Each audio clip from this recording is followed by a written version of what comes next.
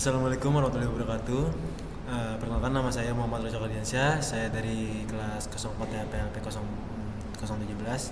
Saya di sini ingin melaporkan yaitu tugas besar UAS basis data dengan sistem rental mobil, sistem database. Kita langsung ke pendahuluan. Penilaiannya di sini adalah industri penyewaan kendaraan khususnya rental mobil merupakan sektor jasa yang terus berkembang seiring meningkatnya kebutuhan transportasi yang fleksibel bagi individu maupun korporasi.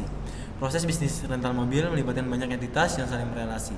Data pelanggan, unit kendaraan, transaksi penyewaan, pembayaran hingga penanganan denda atas keterlambatan atas kerusakan. Pengolahan data secara manual atau menggunakan spreadsheet rentan terhadap duplikasi data, kesalahan pencatatan, serta kesulitan dalam pelacakan riwayat transaksi maupun ketersediaan unit kendaraan secara real time. Oleh karena itu dibutuhkan sebuah sistem basis data relasional yang terstruktur untuk mengelola seluruh proses bisnis rental mobil secara akurat, konsisten, dan efisien. Baik, langsung ke selanjutnya. Yang bab kedua adalah analisis sistem, yaitu isinya ada tentang bisnis dan alur kerjanya, permasalahan dan solusi, aktor dan hak akses yang dimiliki oleh sistem database, ada admin, operator, dan viewer. Langsung bab 3, yaitu di sini ada daftar entitas, atribut, dan kunci, yaitu ada pelanggan, karyawan, kategori mobil, transaksi sewa, pembayaran, dan denda.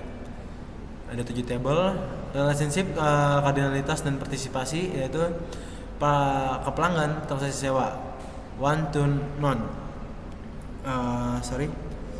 Itu selanjutnya ada karyawan ke transaksi sewa, kategori mobil atau mobil transaksi sewa ke pembayaran denda, transaksi sewa ke denda. Denda ini yaitu kardinalitasnya opsional, karena apabila pelanggan telat atau tidak memenuhi ketentuan pada saat pengembalian mobil, itu akan terkena denda.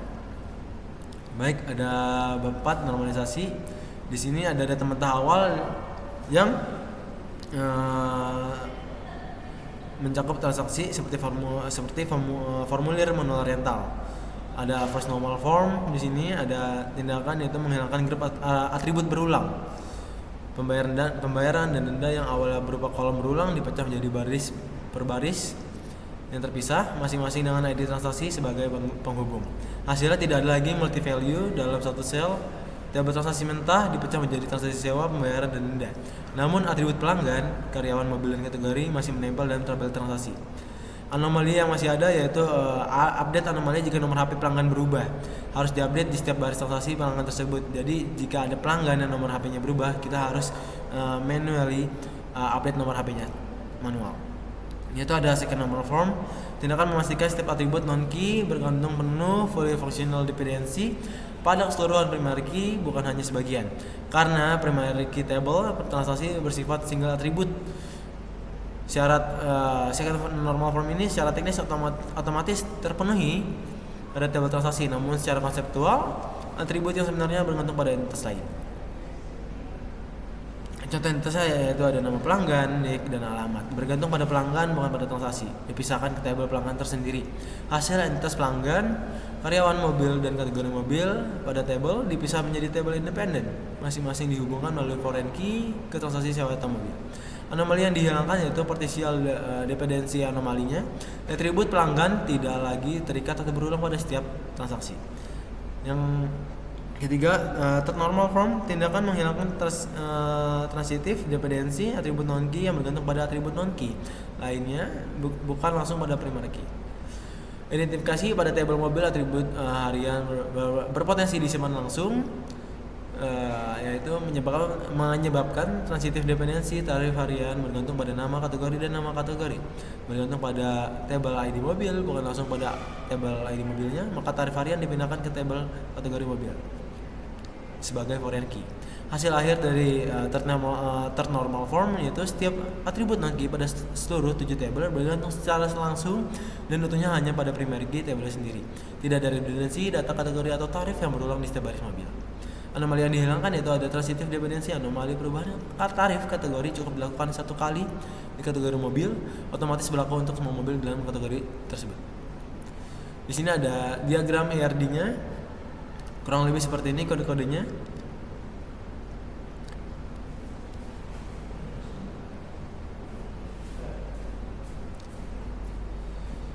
Yaitu di sini ada kamus datanya, yaitu ID pelanggan, tabel pelanggan, tabel karyawan, tabel kategori mobil, tabel mobil, dan tabel transaksi sewa. Tabel pembayaran per transaksi mendukung cicilan DP, tabel denda, catatan denda per transaksi. Yaitu denda yang tadi saya maksud, yaitu di sini ada keterlambatan, kerusakan atau kehilangan. Di sini ada bab 7 implementasi SQL. Implementasi data DML-nya, data control language, yaitu ada bab 10 yaitu query SQL. Di sini kita akan melakukan praktek query. Apakah praktek query yang dijalankan itu benar atau salah? Di sini saya akan melakukan dua query pada query select.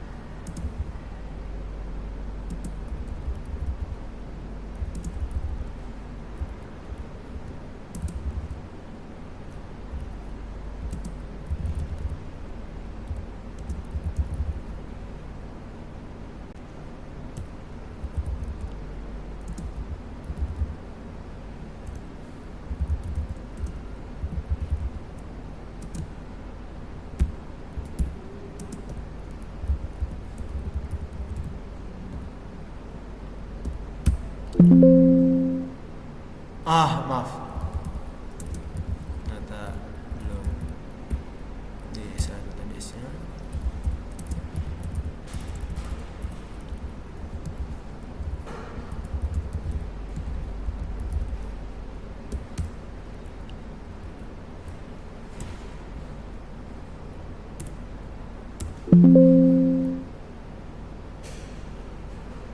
Wah, sepertinya ada kesalahan.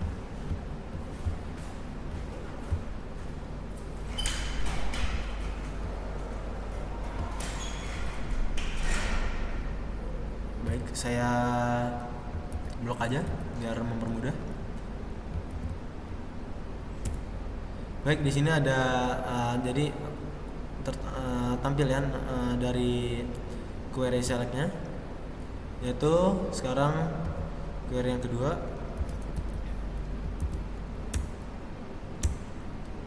Baik, di sini ada tertampil juga ya, jadi berhasil query-nya berhasil dijalankan. Nama pelanggannya ada Esti Wulandari, Indra Gunawan, Joko Santoso, Kartika Sari. Nomor HP dan tanggalnya terdaftar, lalu ada nomor polisi, merek, model, tahun, statusnya terdata juga. Baik, sekarang kita lanjut ke query agregat. Jadi di sini query agregatnya yaitu ada total pendapatan, tujuannya untuk menjumlahkan seluruh total biaya transaksi, menghitung distribusi status transaksi, rata-rata tarif, nilai ekstrim dana per jenis, rekapitulasi pemasukan berdasarkan metode bayar. Mungkin saya di sini akan melakukan query yang nomor 2 dan nomor 4, yaitu yang nomor 2 itu transaksi per status dan denda per tinggi.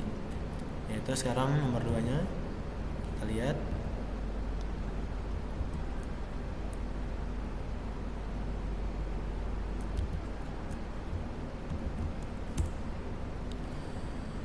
Sekarang statusnya sudah berjalan dan selesainya ada 10 ya guys.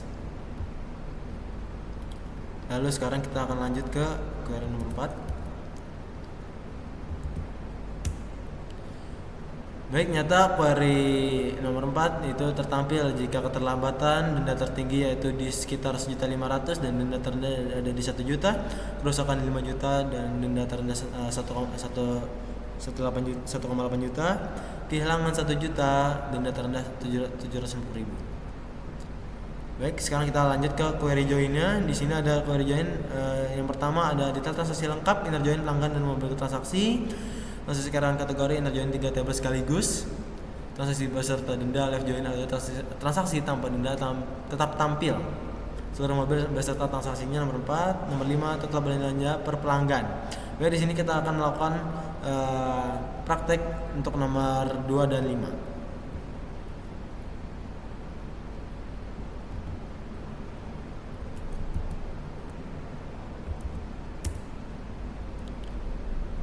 Oke, tampilan berhasil.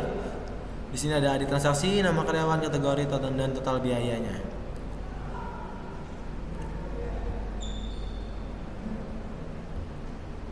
Masing-masing nama karyawan dan nama kategori. Sekarang nomor 5-nya.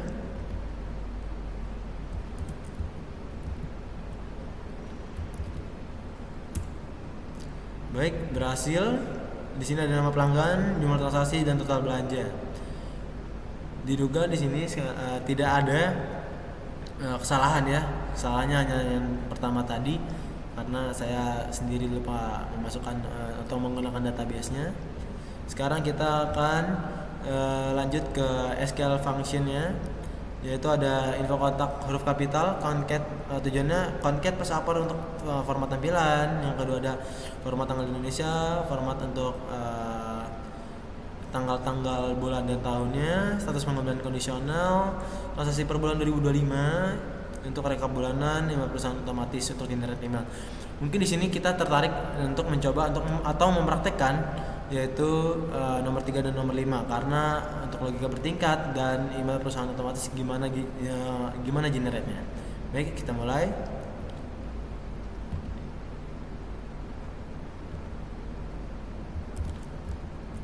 Baik, jalankan. Oke, ternyata maaf, saya salah sepertinya. Logika bertingkat, query nomor 3, saya salah. Maaf. Kita mau mencoba yang nomor 3. Saya mau mencoba, maaf. Baik, berhasil, yaitu di sini menampilkan ID transaksi, tanggal kembali belum dikembalikan. Nah, di sini kelihatan ini nih. Kalau ada yang belum dikembalikan atau yang sudah dikembalikan. Di sini dikembalikan tetap waktu, masih disewa. Nah, jika ada status terlambat seperti tadi denda, dia itu dapat denda terlambatan atau apa. Tergantung terlambatnya atau sehari 2 hari, tergantung terlambatnya. Kalau terlambatnya lumayan lama, bisa sebulan, dan paling cepatnya sehari 2 hari mungkin. Kalau yang paling lama bisa kena denda biaya tertinggi. Kalau masih sehari 2 hari masih ditoleran, bahkan bisa gratis untuk atau tidak ada denda. Tepat waktu masih disewa, terlambat tepat waktu masih disewa, belum dikembalikan. Baik, sekarang kita lanjut ke query nomor 5-nya, yaitu untuk generate email dari masing-masing pelanggan agar pelanggan tidak lupa untuk mengembalikan atau dari pihak rental mobilnya untuk mengingatkan kalau tanggalnya sudah mepet untuk pengembalian mobil.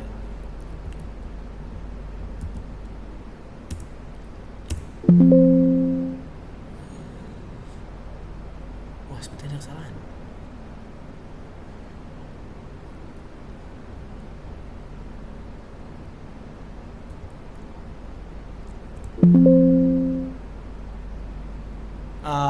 Maaf, permintaan maaf saya karena nomor 5 mungkin ada error di sintaknya error.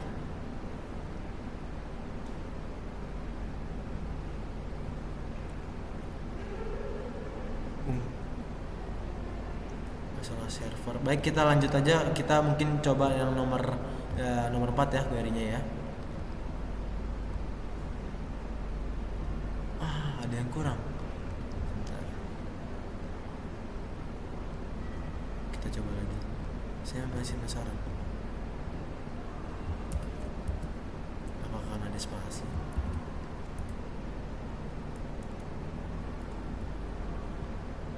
Oke, ternyata benar ada kesalahan.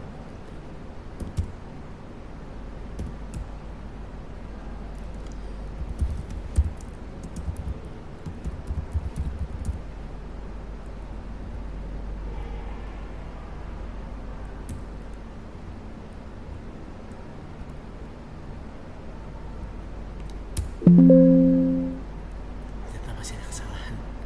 Saya minta maaf sekali ya. Sekarang saya coba nomor 4.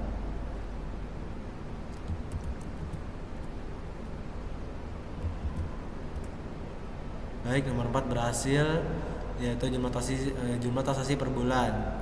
Untuk rekapan per bulannya ada jumlah transaksi berapa dan tahun berapa. Di sini kelihatan ada bulan kelima jumlah transaksi ada 15 transaksi. Baik, lanjut, yaitu di tahap pengujian. Create table, insert DML, update, delete, constant foreign key, query select, query join, query aggregate, SQL function, dan DCL hak akses. Yaitu rata-rata berhasil dan sesuai ekspektasi. Di sini ada ya, waktu itu saya mencobanya ditolak. Nah, untuk kurang lebih tampilannya seperti ini pada tampilan database-nya. Kita pertama ke karyawan terlebih dahulu.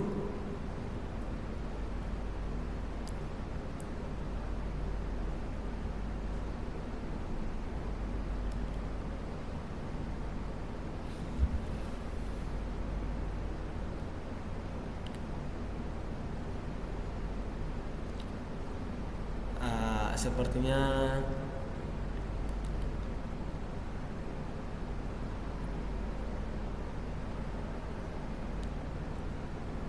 baik, ini tampilan dari table dari table table karyawan, maaf. Sekarang kategori mobilnya seperti ini, kategori table mobilnya seperti ini.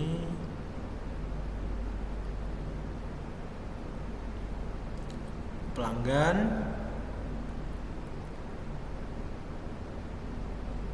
pembayaran, transaksi sewa, dan denda. Baik, itu saja yang saya ingin sampaikan. Kesimpulan dan saran: sistem basis data rental mobil ini berhasil dirancang melalui tahapan analisis sistem, normalisasi hingga normal form, dan diimplementasikan penuh dalam MySQL dengan 7 table yang saling berrelasi, memenuhi seluruh spesifikasi teknis UAS ada dalam PDF. Minimal 6 table, minimal 15 per table, primary key atau foreign key valid, DDL serta 20 query lanjut. Baik, itu saja dari saya. Sekian, mohon maaf apabila ada kurangnya dan kesalahan. Wassalamualaikum warahmatullahi wabarakatuh.